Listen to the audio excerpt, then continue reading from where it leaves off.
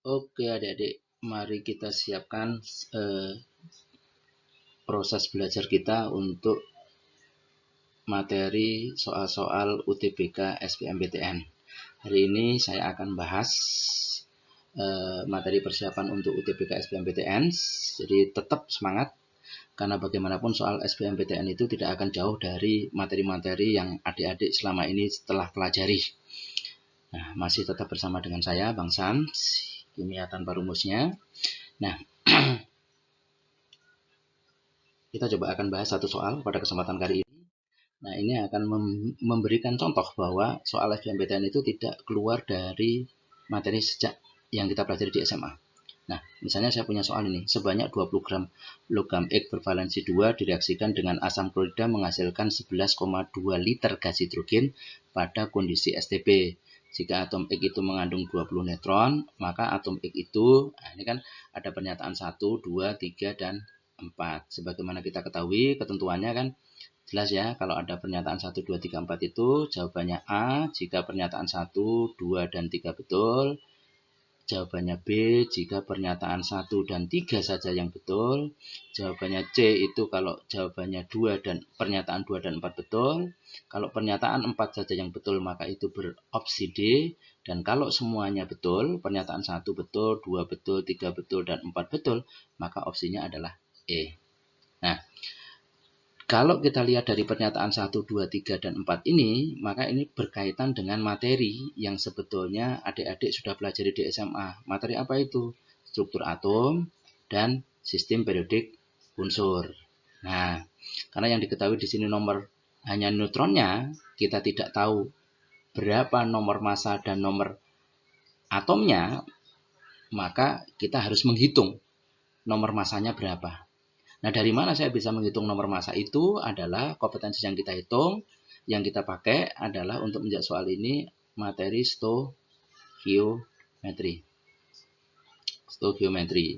Nah, karena informasi yang kita terima dalam bentuk soal stoikiometri. Nah, mari kita coba kerjakan soal ini.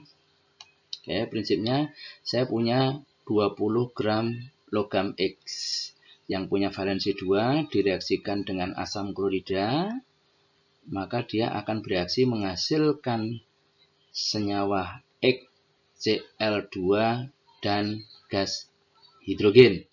Nah, kita samakan koefisien reaksinya, setarakan koefisien reaksinya. HCl hanya 1, H2 hanya 2, maka di sini saya kalikan 2. Cl-nya di sini sebelah kiri reaksi 2, Cl sebelah kanan reaksi 2. X-nya di sini jumlahnya 1, di sini juga jumlahnya 1. Maka perbandingan koefisiennya 1 banding 2 banding 1 banding 1. Yang kita punya, informasi yang kita terima adalah punya asam klorida menghasilkan gas sebanyak 11,2 liter. Sedangkan logam X-nya adalah 20 gram. Nah, karena ini dalam bentuk liter, ini dalam bentuk gram, maka kita harus jadikan mol dulu. Nah, bagaimana mengubah jadi mol? Konsepnya begini deh. Kalau saya punya 1 mol dalam kondisi STP, maka volumenya dia adalah 22,4 liter. 1 mol itu 22,4 liter. Nah, kalau saya hanya punya 11,2 liter, maka kan ini setengahnya atau separuhnya. Yang ini saya bagi 2. Maka yang 1 mol itu juga saya bagi 2. Berapa 1 dibagi 2? Ya 1/2. 1/2 mol. Oke. Nah, ini molnya. Nah, yang H2 adalah 1/2 mol. Nah, oke. Untuk menghitung nomor massa, kita tahu kalau mol itu adalah gram dibagi dengan nomor massa atau AR-nya senyawa X.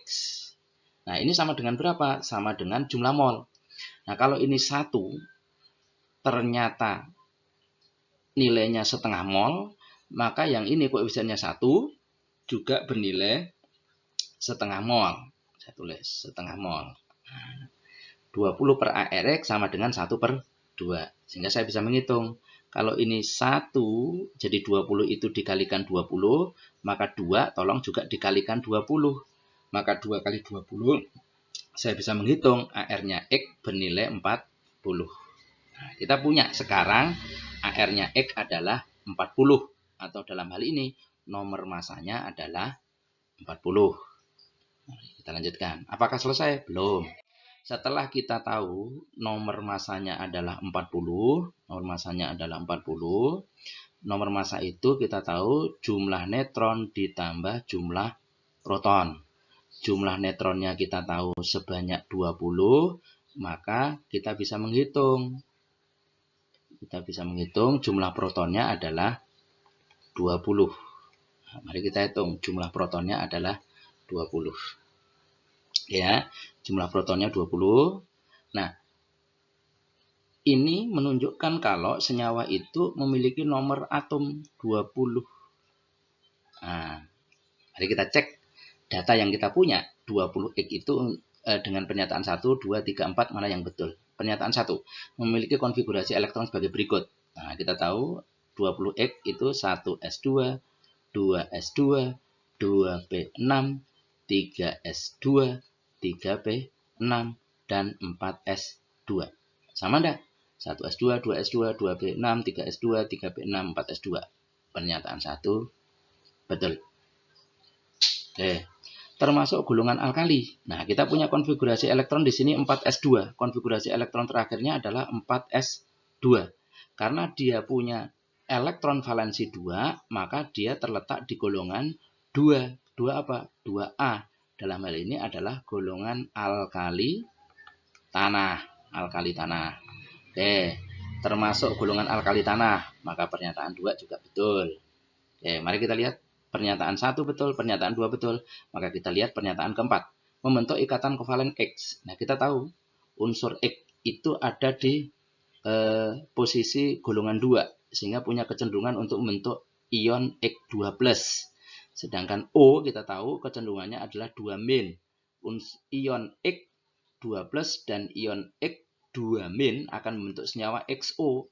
Karena dia plus dengan min, maka ikatannya bukan kovalen tetapi adalah ikatan ion. Nah, ini contoh pernyataan 4 salah.